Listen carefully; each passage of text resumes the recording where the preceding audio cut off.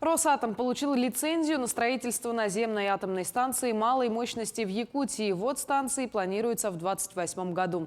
В основе проекта атомной станции малой мощности лежит новейшая российская разработка – водоводяной ядерный реактор РИТМ-200Н, который является результатом адаптации инновационной технологии малой мощности судового исполнения под наземное размещение. Реакторы серии РИТМ-200 прошли испытания в суровых условиях Арктики на новейших российских ледоколах и соответствуют всем постфукусимским требованиям безопасности, предъявляемым к современным проектам АЭС. Станцию характеризуют компактность, модульность и сокращенные темпы сооружения по сравнению с атомными станциями большой мощности. Ежедневно бойцы, участвующие в специальной военной операции, выполняют боевые задачи. В зависимости от них некоторые части расквартированные по деревням и селам, а некоторые живут в лесу, в обустроенных землянках и блиндажах.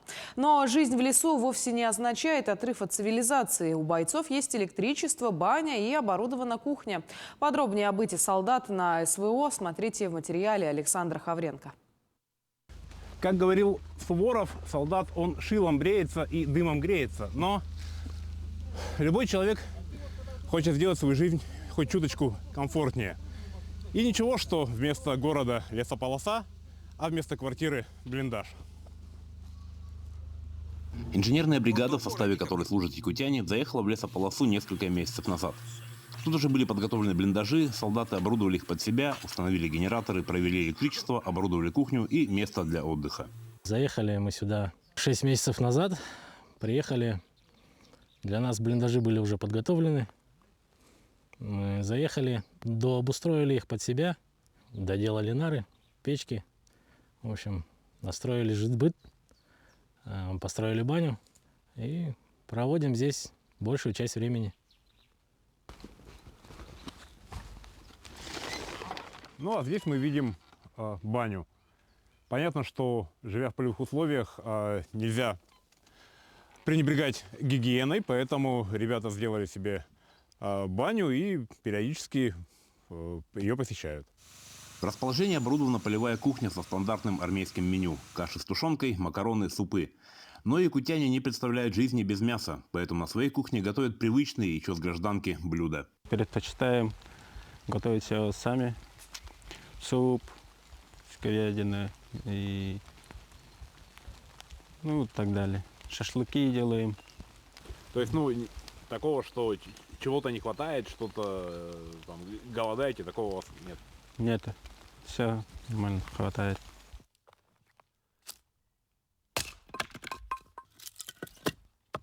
Кроме ребят из Якутии, в бригаде служат бойцы из Хабаровского края. За время, проведенное на СВО, бойцы успели крепко сдружиться. Мы с ребятами сплотились, я им доверяю свою жизнь, и они доверяют мне свою жизнь. Мы друг другу помогаем, уже были ситуации, когда нужна была взаимовыручка и помощь, никто не испугался, никто не бросил. Живем в земле, грубо говоря, это землянка, но обустроено тепло, свет, все есть, еда, вода, помыться, все есть, все отлично. В принципе, как на охоте.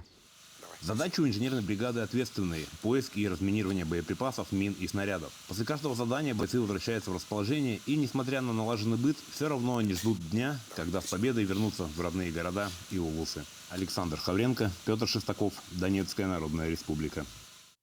Состоялось пленарное заседание правительства Якутии. На текущей неделе предстоит ряд крупных мероприятий. В первую очередь празднование Дня Республики, который отмечается 27 апреля.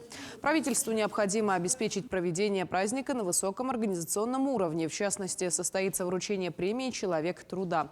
Отбор тружеников проходил в 3 этапа: выдвижение кандидатов коллективами, рассмотрение заявок и определение победителей правительственной комиссией. 28 апреля при участии главы республики огласят список победителей. Также Айсен Николаев заслушал доклады членов правительства по курируемым направлениям, в том числе по закрытию автозимников, северному завозу, зимовке скота и лошадей, обеспечению социальных выплат и другим вопросам. Айсен Николаев также проинформировал, что на неделе ожидается визит в Якутию министра природных ресурсов и экологии России Александра Козлова. Федеральный руководитель проверит готовность к прохождению паводкоопасного периода и пожароопасного сезона, а также проведет большое совещание по вопросам недропользования. Известно, что во время весеннего паводка будет организовано дежурство на 46 гидротехнических сооружениях с привлечением спецтехники. Также создается аварийный запас грунта и идет очистка сооружений от снега и льда. Между тем, по пожароопасному периоду в Якутии уже согласован сводный план работ. Так, штатная численность лесопожарных формирований сегодня составляет 1203 человека. Глава Якутии обратил внимание и на санитарную очистку Якутска. По его словам, с 29 апреля по 1 мая в столице республики пройдет общегородской субботник.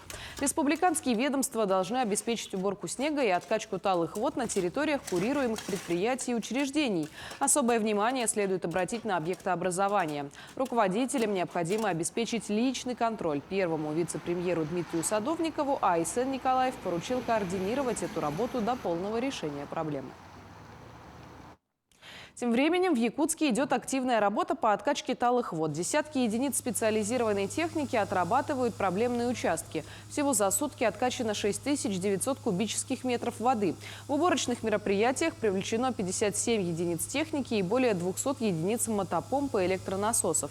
Также ведутся работы по уборке снега с дворовых территорий. На пропарке водоотводных лотков у нас задействовано 26 единиц техники. На текущий момент пройдено порядка 22 километров. Откачка у нас осложняется тем, что ночью у нас пониженная температура, то есть минусовая, и откачка приостанавливается. Также во всех округах городскими предприятиями продолжается работа по вывозу снега с дворовых территорий. За прошедшую неделю вывоз снега составил порядка 49 тысяч кубических метров снега. В частности, в Губинском округе Якутска плановый общий объем работ составляет 522 кубометра воды. А с помощью Минстроя работу превысит в 2 раза. Всего за сегодняшний день вывезено около 1000 кубометров снега. Работы проводятся без отставания и будут продолжаться до полной оттайки осадков и откачки всех луж. В этом сезоне в округе подготовлено 25 мотопомп и 26 погружных насосов. Наш Губинский округ, у нас 7 кварталов жилых, и самые проблемные, именно заниженные места в весенний период, это, конечно же, 53-й квартал, где мы сейчас находимся. Здесь Губина 23 адрес. И, конечно же, мы производим откачку.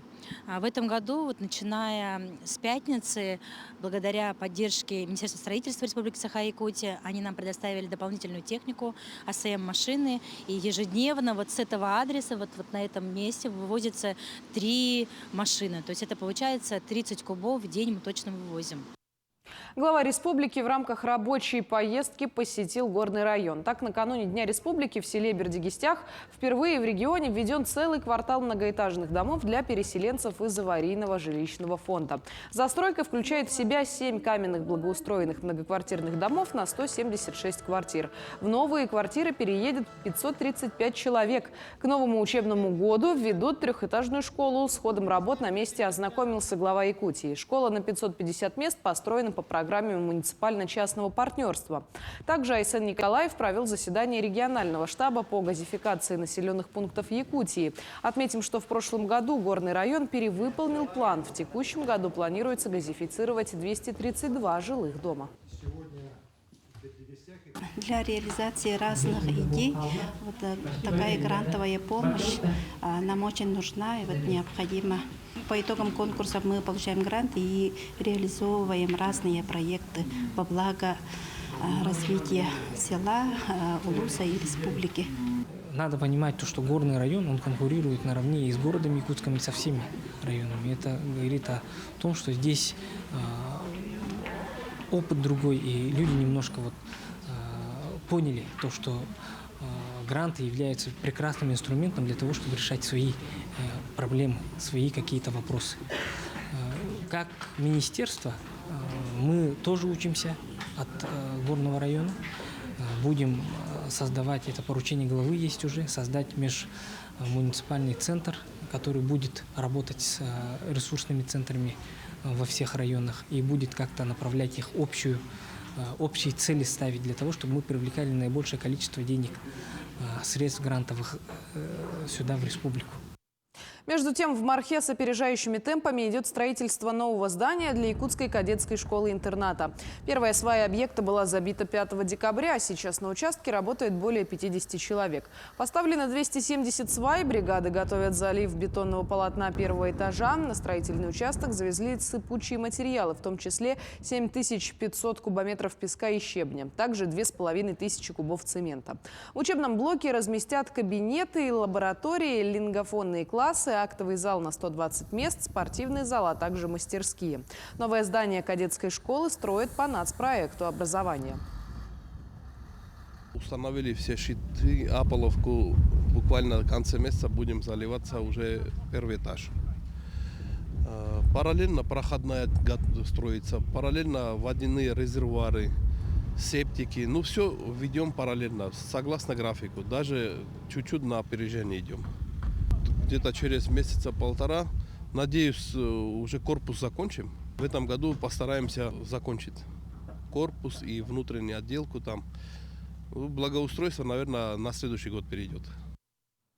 Жители якутского села Майя обвиняют в истязании детей. Согласно материалам уголовного дела, 31-летний подозреваемый проживал с женщиной и ее детьми 9 и 15 лет и систематически наносил детям побои руками и подручными предметами, причиняя им физические и психические страдания.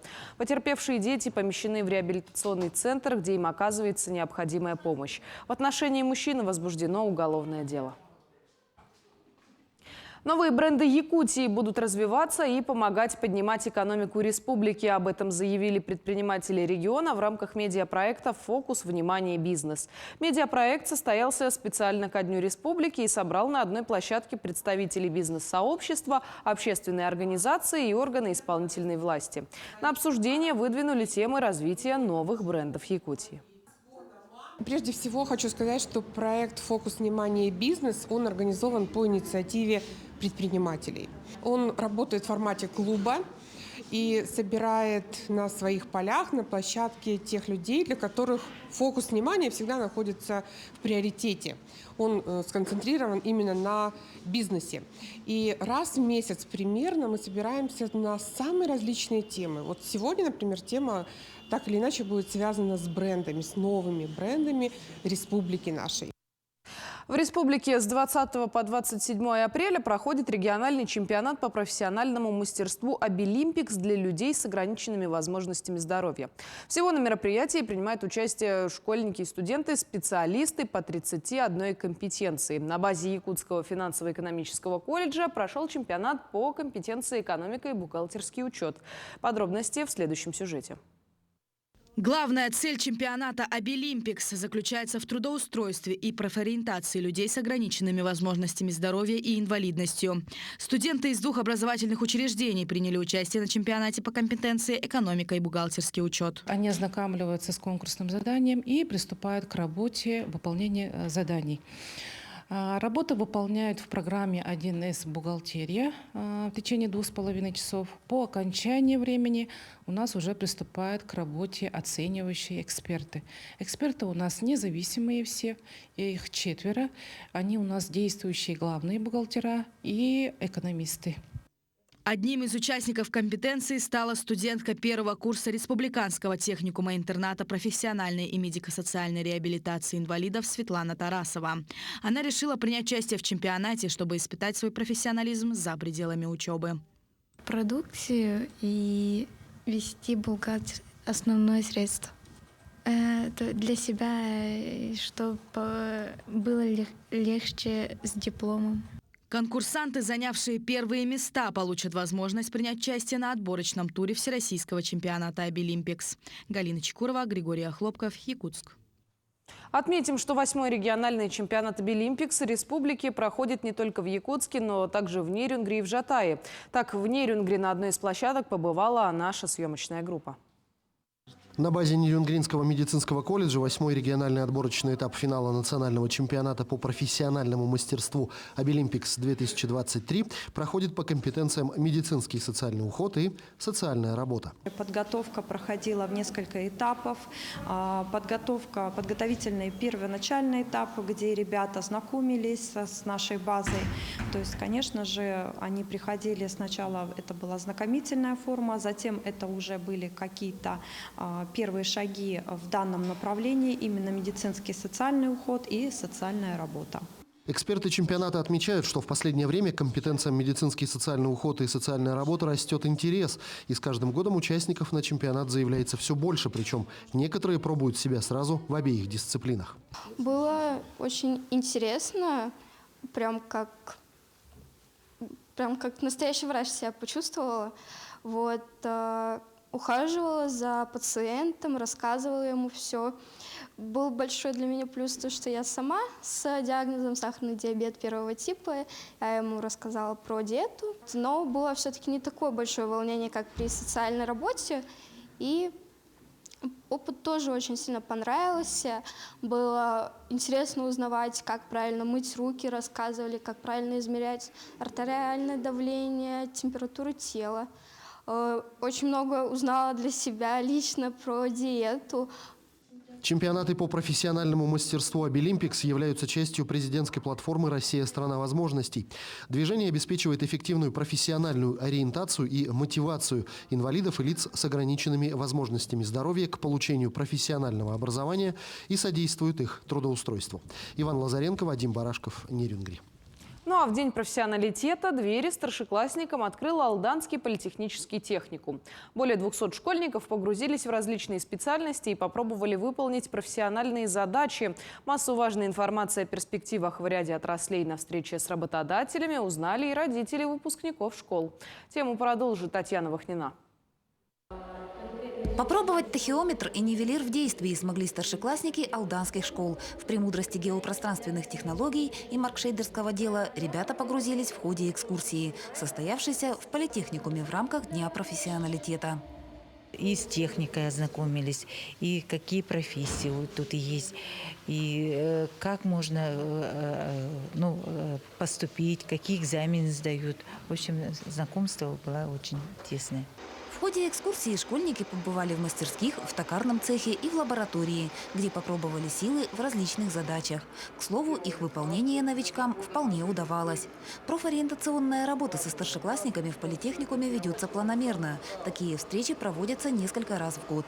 Владея достаточными знаниями о нюансах различных профессий, выпускники школ делают выбор осознанно.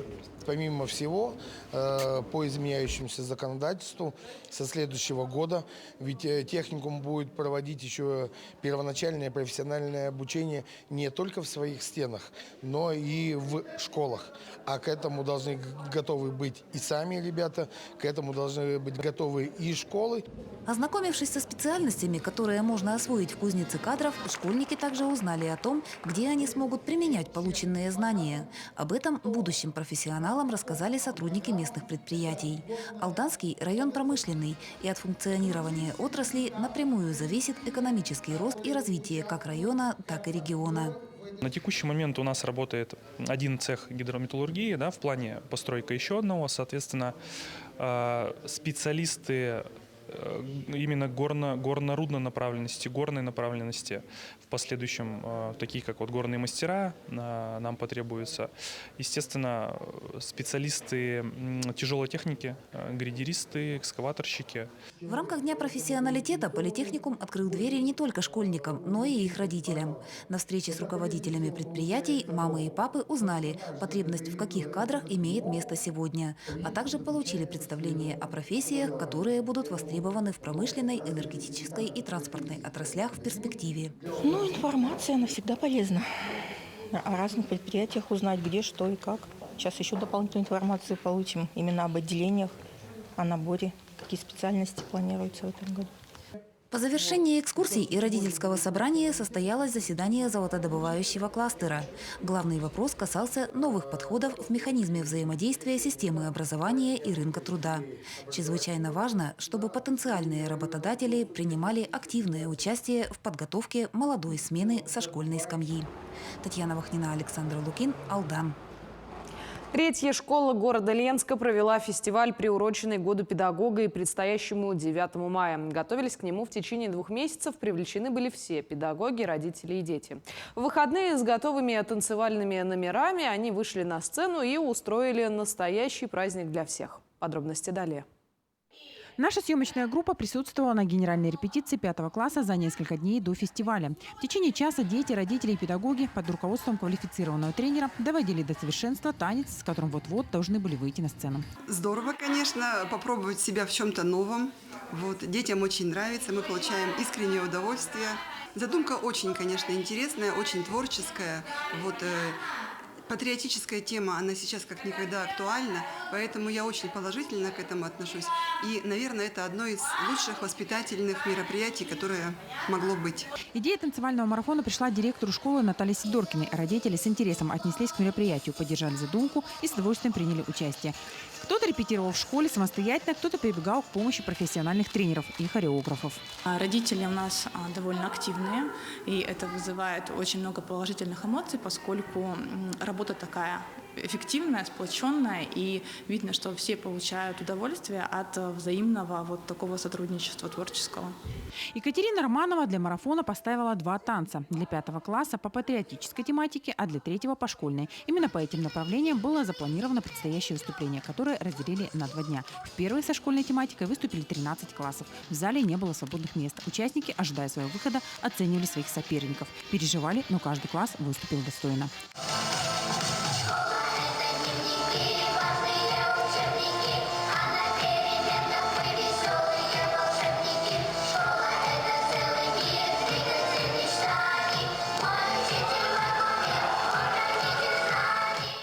Именно с этим танцем, посвященным Году педагога-наставника, и победил 3 Б-класс. Танцевали коллективы под различные композиции – современные, школьные, попурри и многие другие. Когда мы объявили этот марафон, мы слышали очень много вопросов. Да, тяжело, трудно. Конечно, трудно. Это временные затраты, это психологические затраты, эмоциональные затраты. Когда танцевала вся школа на всех 3 этажах, мы вышли на некий пик формы. И я последнюю неделю слышала только следующее. Вы знаете, мы так сдружились. А вы знаете, мы познакомились со всеми родителями. А вы знаете, будут танцевать даже те, кто никогда не танцевал. Наталья Сидоркина также добавила, что проигравших в танцевальном марафоне нет. Это общая победа, посвященная их родной школе и ее педагогам. Светлана Балеева, Виталий Андреев, Ленск. Премьерный показ фильма об экспедиции Русского географического общества провели в Якутске. Кинокартина повествует о путешествии команды на надувных катамаранах до острова Беннета, одной из самых северных точек Якутии. Премьера 2-часового фильма прошла в воскресенье в кинотеатре «Лена» при полном зале. По словам руководителя экспедиции Николая Находкина, он и его коллеги сами увидели фильм целиком в первый раз. Ну а в Арктическом государственном институте культуры и искусств работает международная молодежная конкурс-выставка «Микрографика-2023. Мета-Я». На ней представлены работы преподавателей института, студентов и молодых художников из России, Монголии и Киргизии. Темой выставки стало внутреннее состояние человека. До этого подобная выставка открывалась в пандемийное время. И вот спустя 2 года мир микрографики призывает любителей рисунков малых форм. Победителей определили в 3 номинациях: юные художники от 16 до 18 лет, студенты-художники СПО и вузов и молодые художники до 35 лет. Что такое микрографика? Это очень маленький размер графического произведения. И у нас такой посыл, что не в размерах дело, в искусстве изобразительном, то есть оно не имеет значения. Да? И ребята все очень разные, с разными какими-то идеями, а с другой стороны есть какая-то общая тенденция, да, тоже, земной шар у нас круглый, да, и всех тоже преодолевают какие-то, может быть, схожие проблемы. Да? Мы продолжаем следить за развитием событий. Оставайтесь на нашем канале.